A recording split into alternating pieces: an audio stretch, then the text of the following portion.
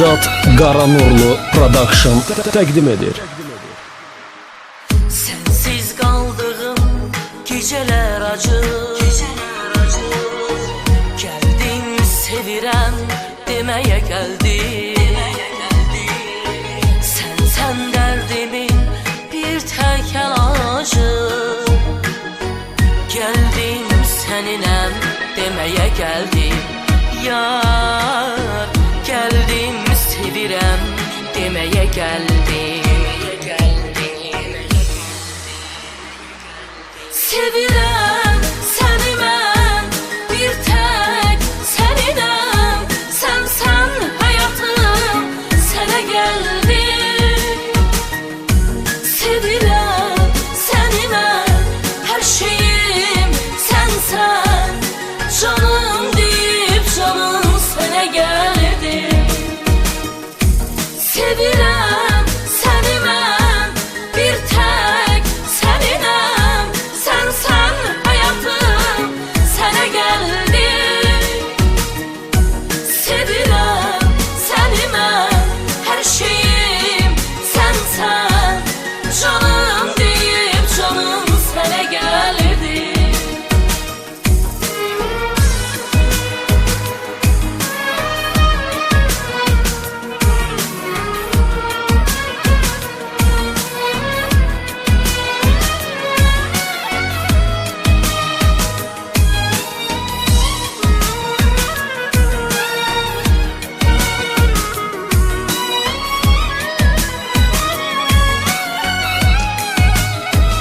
Rum.az saytında Senin varlığın yaşadır məni. Geldim seni mən görmeye geldim. Unudub kədəri, unudub qəmi. Geldim seninəm demeye geldim. Yar geldim sevirem demeye geldim. Sevirem seni mən, bir tek seninəm. Sen hayatım, sənə gəldim. Sevirem seni mən, her şeyim sensen. Canım deyip canım sənə gəldim. Sevirem seni mən, bir tek seninəm. Sen hayatım, sənə gəldim. Sevirem səni mən, hər şeyim sənsən. Canım deyib canım sənə gəldim.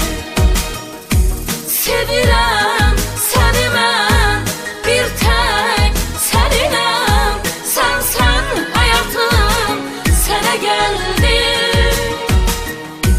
Sevirem səni mən, hər şeyim sənsən. Canım deyib canım sənə gəldim. Sevirem səni mən, bir tek seninəm. Sen hayatım, sənə gəldim. ekskluziv olaraq Rum.az saytında.